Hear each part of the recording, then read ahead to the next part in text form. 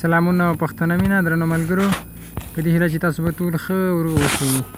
امین شیرزاد ټي چینل سره په عین کې ملګرو زموږ نننۍ ویډیو په دې هکله ده چې څنګه کولی شو هغه چا ته میسج وکړو چې هغه موږ په مسنجر کې بلاک کړي یو او موږ له مسنجره یې بلاک کړي یو یا له فیسبوکه بلاک کړي یو او هغه ته موږ میسج نشو کولی.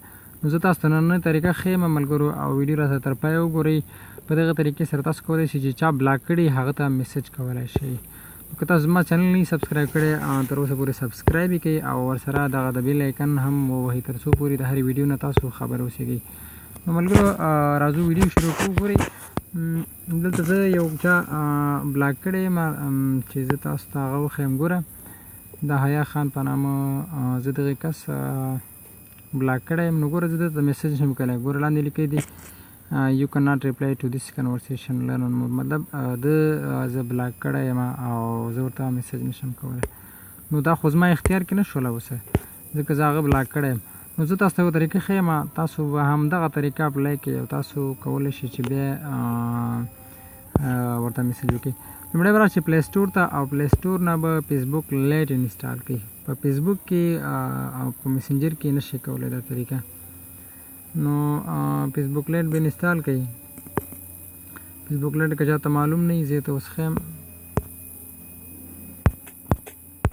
فیسبوک لایټ. ګوره دغه لومړی ما ته راکړله.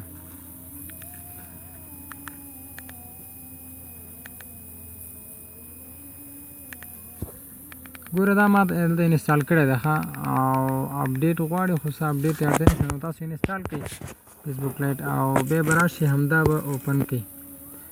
دلته هم چې دلته به ورکړئ هغه آی ډي ورته ورکړئ دوم آی ډي به مطلب دلته ورکړئ دوم آی ډي. یو خو ریل آی ډي ده لکه کوم آی ډي چې تاسو بلاک کړي هغه یو بل آی ډي دوم آی ډي لکه په بل نوم یا بل نوم باندې که نه په هغه آی ډي به بیا فیسبوک لایټ کې ورکړئ او دلته به سرچ کې هغه څوک راواخلئ چې تاسو په رښتیني او په خپل آی ډي کې بلاک کړي.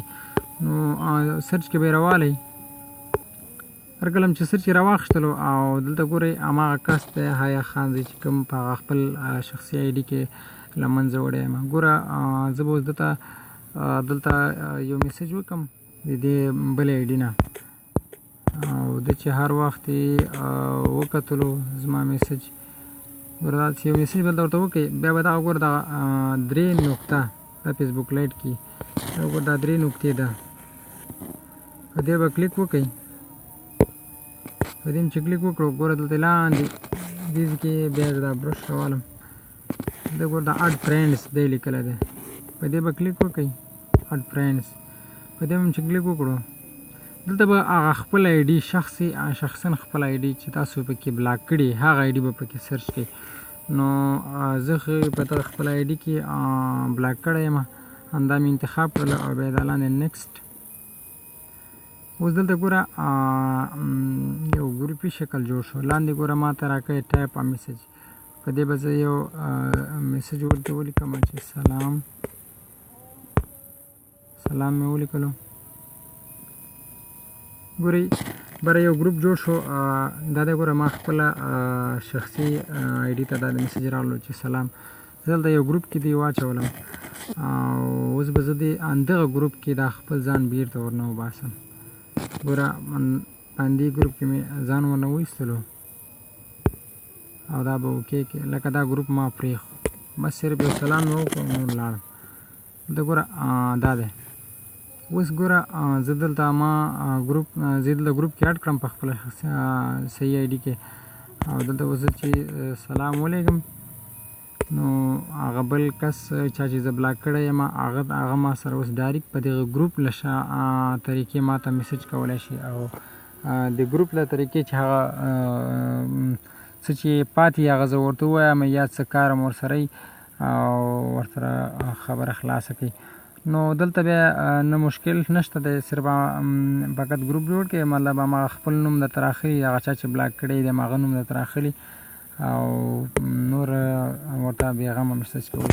نو دغه ملګرو ویډیو په دې هکله چې خوښه شوې وي او یو څه مو زده کړي مطلب زما یو څه هغه څه دي چې تاسو ته زه یو څه زده کړم او تاسو ته یې وښیم. او نور که هره غوښتنه لرئ لاندې کمنټ کوئ، کمنټ کې وکئ. او که بیا هم درته وایم که زما چینل چا نه وي سبسکرایب یې کوئ، ورسره د بیل ایکن ووهئ. همداسې ښایسته ښایسته ویډیوګانې موږ په دې چینل کې پوسټ کوو. والسلام علیکم ورحمة الله وبرکاته.